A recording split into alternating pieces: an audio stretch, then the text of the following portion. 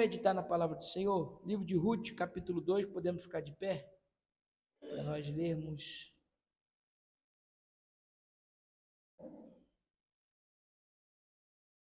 Livro de Ruth, capítulo de número 2, versículos 1 ao 7. Ruth, capítulo 2, versículos 1 a 7. Está escrito assim: E tinha Noemi um parente de seu marido, homem valente e poderoso da geração de Elimeleque, e era seu nome Boaz. E Ruth, a moabita, disse a Noemi: Deixa-me ir ao campo e apanharei espigas atrás daquele em cujos olhos eu achar graça.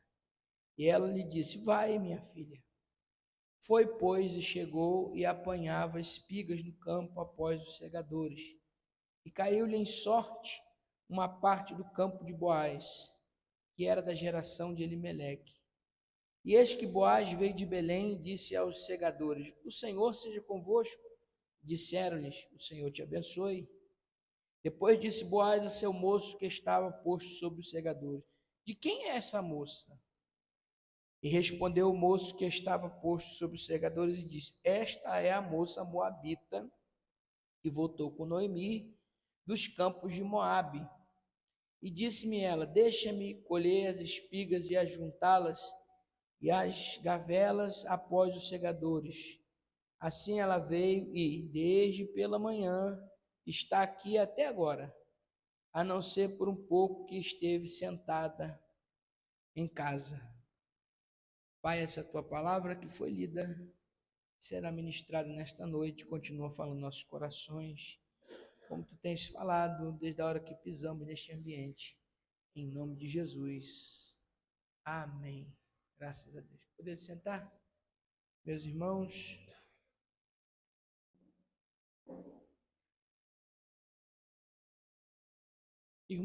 o texto que ora acabamos de ler, nesta noite, estamos numa sequência de estudos sobre o livro de Ruth, a exposição bíblica, versículo por versículo. Ainda tem bastante coisa para nós falarmos, né? Bastante coisa para nós falarmos, mas eu creio que Deus vai nos dando a graça. E a palavra de Deus ela é tão rica que cada vez que a gente lê, Deus vai falando conosco de uma maneira diferente. Muito obrigado.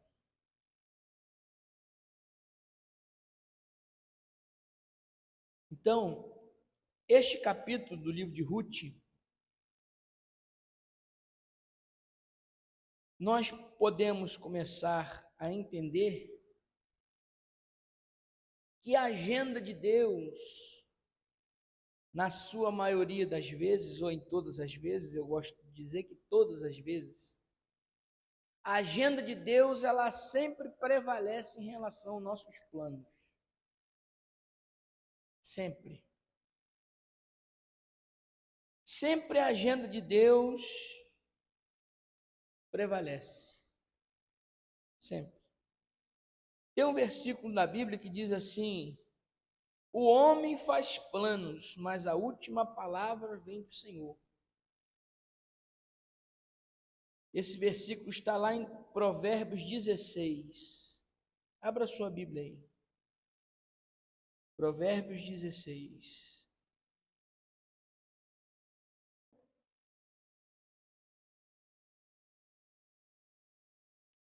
Versículo de número 1, depois o versículo de número 9. Provérbios 16, versículo de número 1, depois o versículo de número 9. O que diz aí? Olha aí, imagina.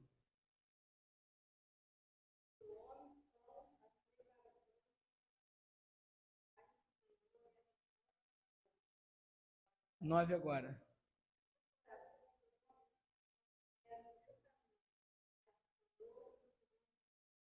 Muito obrigado. O coração do homem, tem uma versão que diz que o coração do homem pode fazer planos, mas a resposta certa vem dos lábios do Senhor. O coração do homem traça o seu caminho, mas o Senhor dirige os seus passos. Por que eu digo que a agenda de Deus, ela superou a agenda do homem aqui no capítulo 2 de Ruth? Porque, na verdade, irmãos, o livro de Ruth agora está chegando num ponto onde a tragédia de Ruth está se transformando numa grande vitória, numa grande bênção. Ruth perdeu seu marido em Moabe, como nós já pregamos, mas é só para recapitular. Ela e Orfa, que era sua cunhada, ficaram viúvas juntamente com Noemi, que era sua sogra, em Moabe. Noemi então diz assim: bom, já que eu não tenho nada aqui, eu vou voltar para Belém. E ela volta para Belém.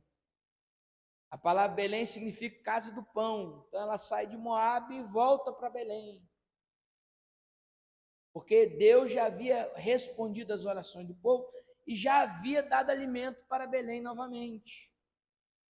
E diz a Bíblia que quando elas chegam em Belém, Noemi, que significa agradável, ela pede para ser chamada de Mara. Não me chama mais de Noemi, não me chama de agradável mais não. Me chame de Mara, que significa amarga, que a minha vida agora está amarga. Mas a Bíblia continua chamando ela de Noemi, porque a circunstância que nós vivemos não pode determinar quem nós somos. Quem determina quem nós somos é o Senhor que dirige a nossa vida. Então Noemi agora já chega em Belém, volta para sua casa, junto com Ruth, que Ruth não decide não deixá-la sozinha.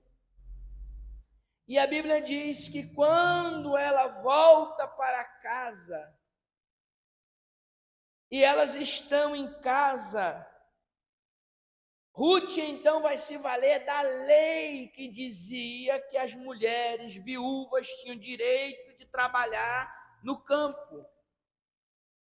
Deus é tão bom, e eu vou abrir um parênteses aqui, Deus é tão bom, que a lei de Moisés, a lei de Deus, ela é perfeita, de tal modo que é o seguinte, irmãos, olha que coisa interessante.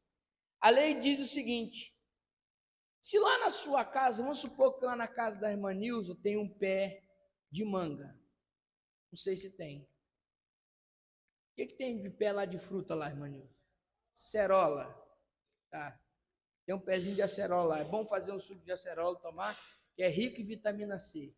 Quem estiver precisando de saúde, pé de acerola é bom. Aí a irmã Nilza tem um pé de acerola. O pé de acerola dela está carregadinho. Está no quintal dela, está na casa dela. Enquanto a fruta está no pé, a irmã Nilza pode colher, tirar a fruta e comer. É dela. Mas se a fruta ficou no pé, madurou, e a fruta não conseguiu chegar no seu tempo ali da colheita, ela passou o tempo da colheita, a irmã Nilza não colheu porque não estava precisando, a fruta caiu no chão, o vento bateu, a fruta caiu no chão. Quando a fruta caiu no chão, a fruta não é mais da irmã Nilza. A fruta é de quem precisar dela. Se eu passar na porta da casa dela assim, Manilson, me vê um cá de acerola aí. Ela tem que deixar eu entrar e pegar todas as acerolas que tiver no chão. Porque o que tiver no chão é porque ela não deu conta de colher. E se ela não deu conta de colher, é porque não precisava. E se não precisava, então o que ela não precisa é meu. Eu estou precisando. Porque enquanto está no pé, ela poderia colher e tirar. Mas a partir do momento que caiu no chão, algum necessitado orou ao Senhor, dizendo: Deus, eu preciso de um alimento. Aí Deus fez soprar o vento, bateu na árvore, a fruta caiu no chão. E aquilo que caiu no chão agora não é mais dela, agora é do necessitado e daquele que precisar. Essa é a lei de Deus. Olha que coisa justa. Deus ama a justiça, irmãos. Ele odeia a injustiça, mas Deus ama a justiça. Então, toda vez que você vê um pé de fruta carregado e uma fruta no chão, você saiba que aquela fruta no chão foi alguém que falou: Deus, eu preciso de uma providência. E Deus fez soprar o vento e a fruta caiu e a providência está ali esperando alguém pegar ela. Coisa linda. Diz a Bíblia então que Ruth vai se valer dessa lei da viúva, como Noemi já é idosa. Então ela diz assim: Noemi, minha sogra, fica em casa e eu vou trabalhar. Só que ela indo trabalhar, ela não ia trabalhar simplesmente para receber um salário, ela não podia, porque ela era viúva. E o que ela tinha que fazer? Ela tinha que ir num campo de espigas e colher aquilo que sobrava, porque a lei dizia o seguinte: quando você tem um campo de trigo, você pega a foice. Quem é que sabe o que é foice? É porque eu fui criado na roça, eu sei o que é foice. A gente nem sabe o que é foice, né? A foice é tipo uma lâmina assim, ó, fechada assim. Então se pegava a foice e se cortava a foice assim. Você corta a foice, você faz esse movimento aqui, ó. Corta a foice. O que fica ali na mão, no molho de trigo, o trabalhador amarra, faz um feixe de trigo, coloca em cima da carroça e continua colhendo trigo. Mas nessa colheita caem algumas espigas no chão. O que cai no chão é chamado de rabiscos. Esses rabiscos é direito da viúva e do órfão recolher esses rabiscos. O trabalhador não pode pegar do chão e recolher. É direito da viúva e do órfão. Então as viúvas e os órfãos ficavam na fila das fazendas. Era assim que funcionava, irmão. E era feito um sorteio. Vamos ver para onde é que essa viúva, esse órfão aqui vai trabalhar. Fazia um sorteio. Vai trabalhar na fazenda do Daniel. Vai trabalhar na fazenda do pastor Antônio. Vai trabalhar na fazenda do outro Antônio. Vai trabalhar na fazenda da Genilda. Olha, estou profetizando fazenda para vocês, hein? Vão recebendo aí. Vai trabalhar na fazenda da Bira. Amém. Recebe. Então, a Bíblia diz que no momento em que saiu o sorteio, a viúva e o órfão iam para aquela fazenda para não ficar somente em uma fazenda trabalhando. Era dividido por igual, para colher os rabiscos. Aí Ruth entra na fila, está lá na fila. Aí quem está na frente, vai para tal fazenda, vai para outro, vai para outro, vai para outro. Quando chega na vez da Ruth, a sorte cai para ela ir para a fazenda de Boaz. E quem era Boaz? Boaz era parente de Noemi. E segundo a lei, Noemi, para ter direito à herança do seu marido, ela deveria se casar com um parente mais próximo, chamado de remidor, que ia remir ela, ou seja, ia conquistar novamente o seu direito. Só que Noemi já era velha, então essa lei valia para Ruth. Ruth ainda era parente de Noemi, estava ligada com ela. Então ela teria que se casar com alguém que fosse da família de Noemi para ter direito à herança. Aí você diz assim: pastor, o que isso aí tem a ver comigo? Vou explicar a você. Você de repente fez um plano no seu coração. Você de repente colocou uma ideia na sua mente. Mas a sua ideia não prevaleceu. O que prevaleceu foi a vontade de Deus. E Deus colocou você certinho no campo certo para você trabalhar, porque é aqui que a bênção de Deus vai te alcançar. O Boaz está aqui esta noite, o Boaz espiritual, chamado Espírito Santo. E aonde ele está, pode ter certeza que não vai faltar trigo para o teu celeiro, em nome de Jesus. Olha que coisa linda, quantas fazendas havia em Belém, porque Belém era a casa do pão. Por que Belém era chamada de casa do pão? Porque era o lugar onde mais tinha plantação de trigo em Israel. Então, se é onde tem mais plantação de trigo, é chamada de casa do pão. Plantação de trigo estava repleta, era muita plantação. Mas Ruth não fez o plano, mas o Espírito Santo olhou a fidelidade dela para com Noemi. Deus anota a fidelidade, recompensa a fidelidade dos seus servos, conforme a sua graça e a sua bondade opera. Já que Ruth não deixou Noemi, ela olhou e disse: não, não vou deixar você não, eu não tinha obrigação de andar, mas ela quis andar junto com Noemi. Deus olhou do céu e disse: bom, já que você fez o que você não precisava, você fez além do que precisava, você fez mais do que sua obrigação, então também eu vou te abençoar e vou te colocar na fazenda certa. Quem dirige a sua vida é o Senhor, meu irmão, minha irmã.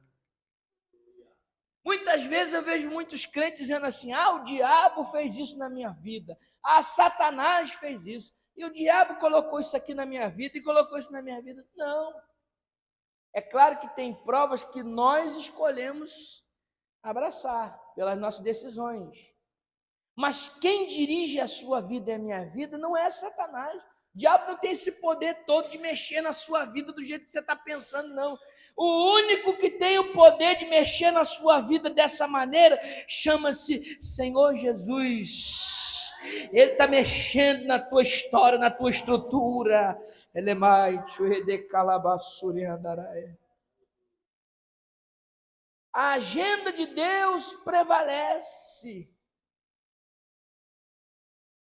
Estando eu no caminho, o Senhor me guiou. Toda a história de dor de Ruth, de Noemi, toda a história de dor, enterro, luto, sofrimento, pobreza, escassez, falta de alimento, tudo isso Deus poderia e pode e vai mudar em um só dia, quando aquele sorteio do campo caiu no campo de Boaz. Aí você diz assim: Senhor, o que eu estou fazendo aqui? O que eu estou fazendo aqui nessa igreja? O que eu estou fazendo aqui nessa congregação? O que eu estou fazendo sentado aqui? Aí Deus diz assim: você está no campo de Boaz. Você está no campo de Boaz. Aí a Bíblia diz então que aquela mulher começou a apanhar espigas.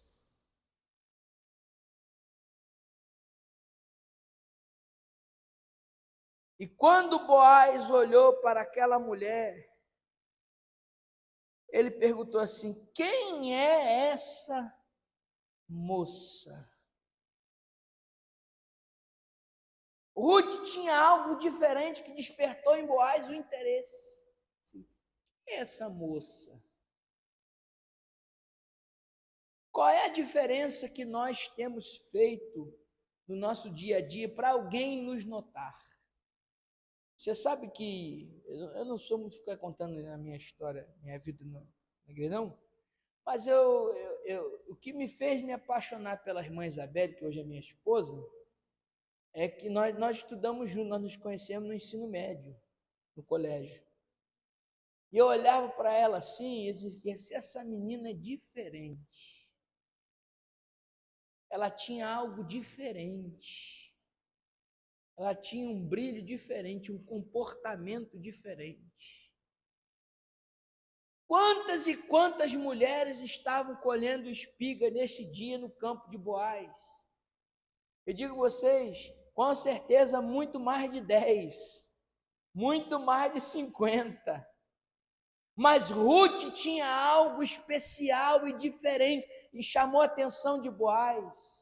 O que você precisa fazer é chamar a atenção do Espírito Santo de Deus para a sua vida através das suas atitudes. O campo está aqui e o Pai está dizendo assim: o que é que você vai fazer de diferente para chamar a minha atenção, para então eu derramar algo sobre a tua vida especial? O que é que você vai fazer diferente nesse culto? O que é que você vai fazer diferente na sua vida? O que é que você vai fazer diferente de manhã, quando você acordar, de tarde, quando você for trabalhar, à noite, quando você for descansar? O que é que você está fazendo de diferente para chamar a atenção do Senhor para você, meu irmão? Pensa.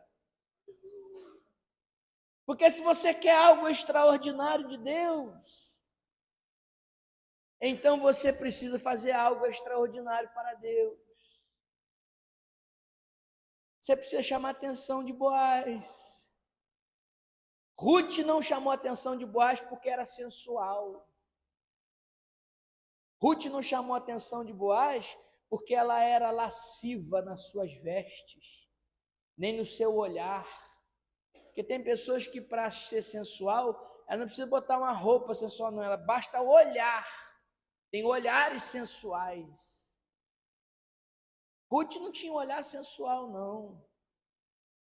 Mas ela estava ali colhendo trigo de maneira diferente. O que é que ela tinha?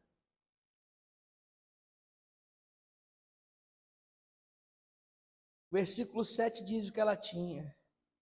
Assim ela veio desde pela manhã, está aqui até agora, a não ser um pouco que esteve assentada em casa. Ou seja, ela veio cedo, trabalhou, não deixou o arado, foi em casa almoçar, voltou e continua aqui. Perseverança. Olha, a perseverança, ela é a chave que abre o coração de Deus. Eu digo aos irmãos, por que que muitas vezes as pessoas não gostam de escola dominical e culto de doutrina? Porque são cultos que fazem a gente pensar. E as pessoas querem vir para a igreja para sentir, não para pensar. E está tudo bem. Só que sentir, você sente, passa e vai para casa. Pensar pode mudar a sua história. Então pensa comigo.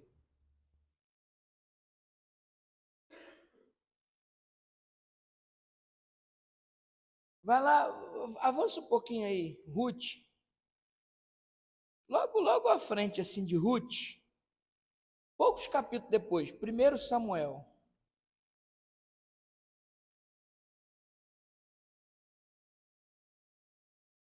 Capítulo 1.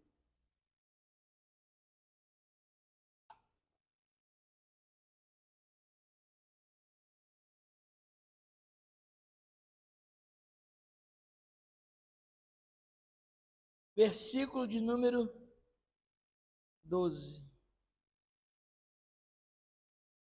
1 Samuel, capítulo 1, versículo 12. Quem achar, leia.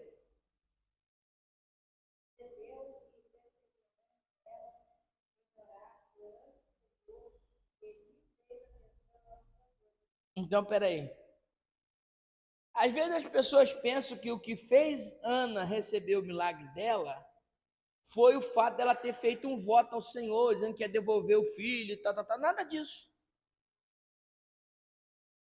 24 anos ela estava indo para a casa do Senhor todo ano fazer o mesmo pedido. No 25º ano, a porta abriu. Não é o voto que fez ela abrir, não. Porque com Deus ninguém barganha. Você pode falar, Deus, eu vou te dar aqui R$ 1 milhão se tu me der 20. E Deus vai dizer assim, tá bom, não vou te dar, e pronto. Ninguém barganha com Deus, não. O segredo da oração de Ana estava aqui, ó. Penina irritava ela todo ano ela comia porção maior do sacrifício, todo ano ela ia para lá, mas só que no versículo 12 está a chave que abriu o ventre de Ana. E sucedeu que, perseverando ela em orar perante o Senhor, e sucedeu que, perseverando ela em orar perante o Senhor, porque tem hora que a gente começa bem no propósito e vai, e a coisa não flui, aí a gente desiste. É nessa hora que o Papai do Céu diz assim, era para você ter continuado só mais um pouquinho. Quantos anos você está esperando? Quantos meses você está esperando? Aí a sua fé vai esmorecendo, você vai desistindo. Ana esperou 25 anos. E no 25º ano, o Papai do Céu fez um milagre, porque a chave é perseverança. Quer mais? Mateus, capítulo número 5.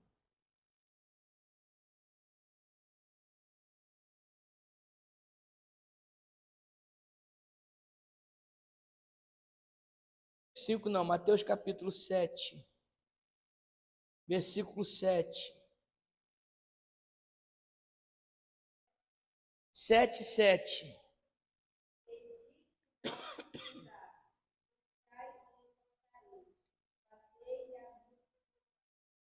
Isso. Pedir, buscar e bater. 3 formas diferentes de você chegar-se até Deus, mas eu gosto da versão que diz assim: pedir, pedir. Por quê? Porque isso demonstra perseverança. Eu não só vou pedir, eu vou buscar. Não só vou buscar, eu vou bater. Porque o que pede, recebe. O que busca, encontra. E o que bate, se abre. Perseverança. E perseverar não quer dizer que todo dia você vai estar animado, não. Perseverar não quer dizer que todo dia você vai estar disposto. Oh, acordei disposto hoje eu vou. Hoje estou disposto, hoje vai acontecer. Não. Tem dia que você está desanimado, tem dia que você está chateado, está triste. E é assim mesmo. Mas perseverar é agir apesar da circunstância. Eu estou triste hoje, mas eu vou triste. Eu estou desanimado, mas eu vou desanimado. Eu estou chateado, mas eu vou chateado. Eu não posso é deixar de cumprir aquilo que eu falei com o Senhor. Pedir, buscar e bater. Uma hora a porta vai abrir. Uma hora Deus vai fazer. Uma hora vai acontecer. Que hora que vai ser, pastor? Não sei. O que eu sei é que você precisa perseverar.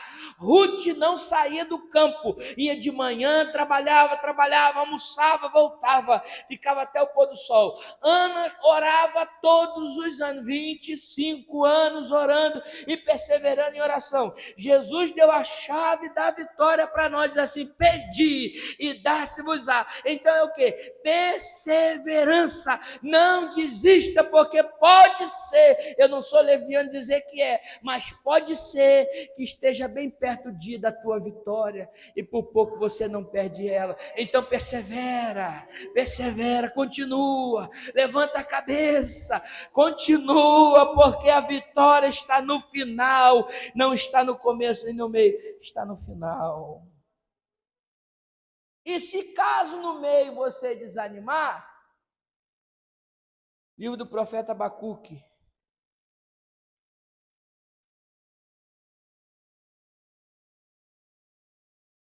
eu estou sentindo a graça de Deus aqui esta noite.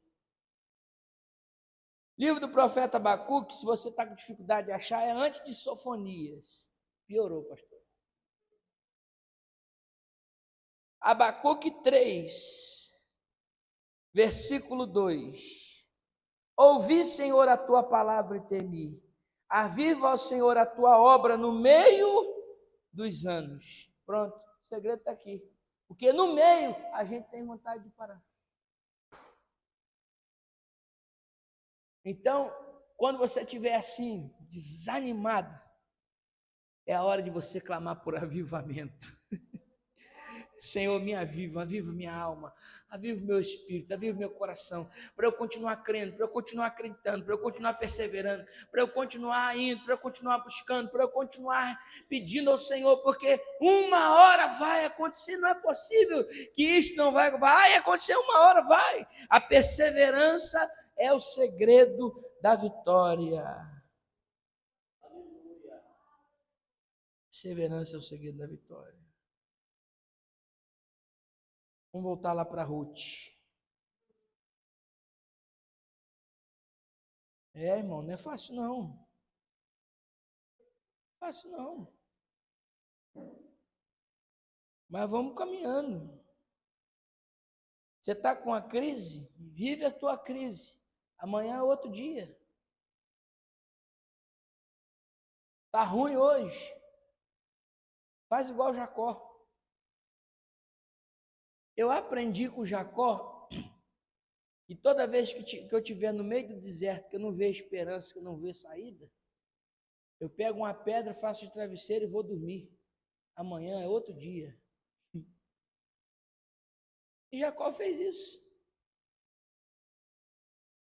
Jacó estava fugindo do seu irmão, tinha sido provavelmente assaltado no meio do caminho, tinha um tostão no bolso.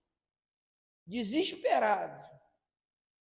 sem nada, desesperado significa sem esperança. Aí o que ele fez? Pegou uma pedra, botou de travesseiro e foi dormir. Ele disse: amanhã é outro dia. E na noite que ele dormiu, foi a noite que ele sonhou.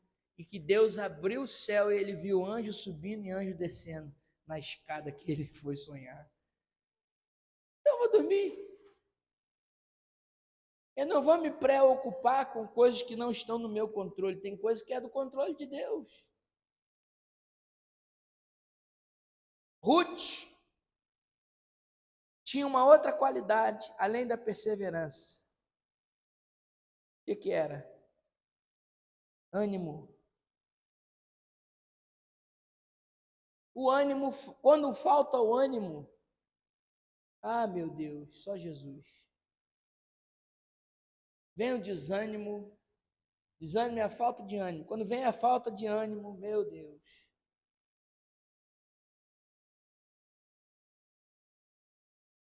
Só que Ruth saía de manhã cedo. Ela disse: eu vou no campo.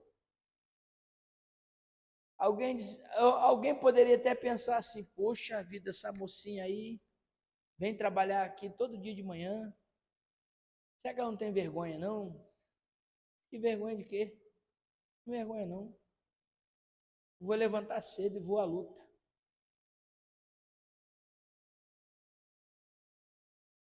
Às vezes a pessoa fala assim, eu já encontrei com pessoas que me disseram assim: poxa, pastor, uma pessoa me humilhou tanto.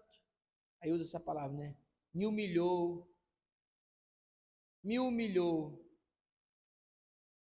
Só que um dia eu estava na igreja e congregava, e um pastor trouxe uma palavra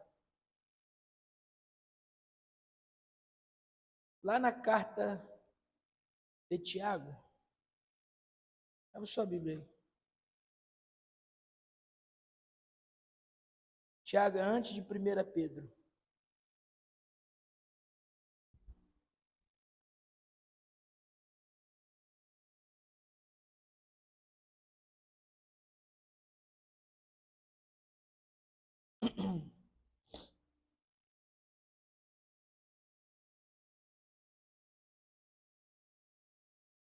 Tiago 4,10. Depois que eu apliquei essa palavra na minha vida, nunca mais ninguém me humilhou. Você diz assim: fulano me humilhou. Não, a mim ninguém humilha. O que é humilhar? Humilhar é você descer. É você estar lá embaixo. Você está humilhado. Aí você diz assim: poxa, pastor, fulano me humilhou. Se te humilhou é porque você estava lá em cima. Então ele te jogou lá embaixo. Mas olha o que Tiago 4,10 diz: humilhai-vos perante o Senhor, e ele vos exaltará.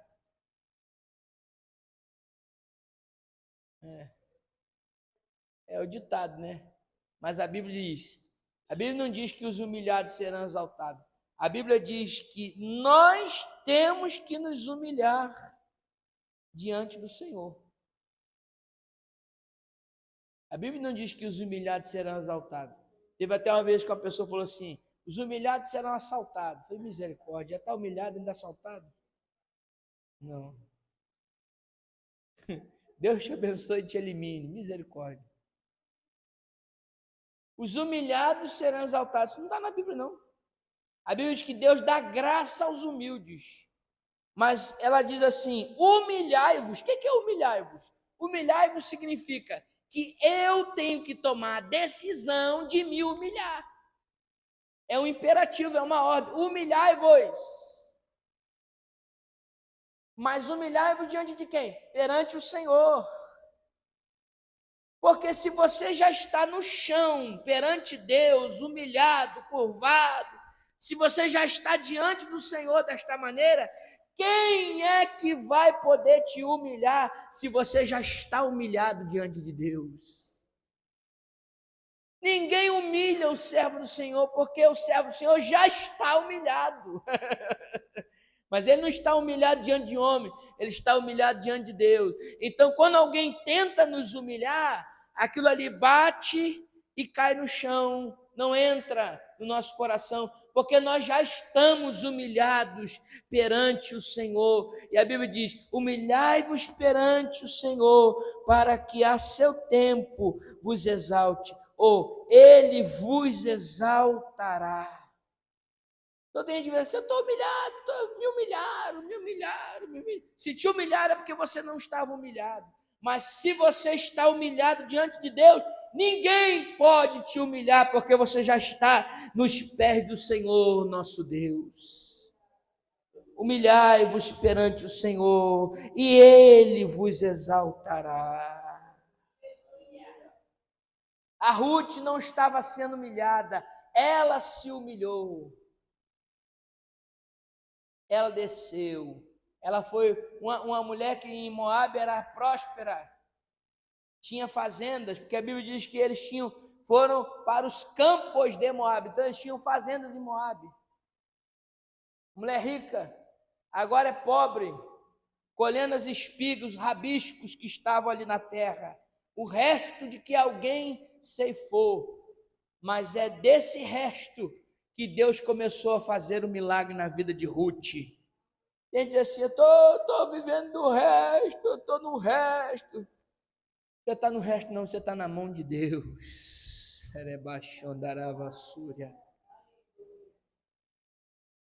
Porque quem está humilhado diante de Deus está no degrau da exaltação. Porque o degrau da exaltação começa com a humilhação diante do Senhor. Humilhar não é se depreciar, não, irmão. Você não tem que dizer assim, ah, Deus, eu sou o verme do carrapato. Desculpa a expressão aqui, tá? Senhor, eu sou o cocô do cavalo do bandido. Tá rindo, irmão Francisco? Senhor, eu sou o cocô do cavalo do bandido, verme do carrapato. Eu sou pós-cinza. Pós-cinza é comida de cobra.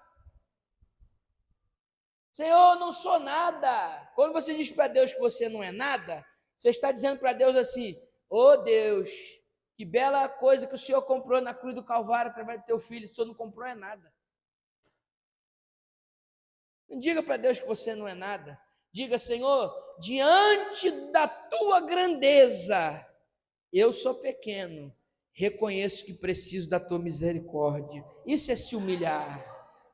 Senhor, diante do teu poder, quem sou eu? Mas eu reconheço que preciso do teu auxílio, então vem o meu socorro. Isso é se humilhar. Senhor, diante da tua santidade, eu reconheço os meus pecados, porque eu sou pecador. Aí, quanto mais você se humilha, mais Deus está preparando o banquete e o dia da exaltação vai chegar na tua vida.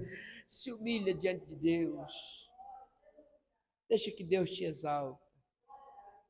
Não é diante dos homens, não é ficar, né? E tem gente que fica assim, jogando assim, para a pessoa ter pena dele. Não faça isso, não. Né? Faça isso, não. Diante de Deus, se humilha. Ruth estava lá colhendo o rabisco, o resto. Uma mulher rica agora vivendo do resto. Mas ela estava lá. Sabe por quê?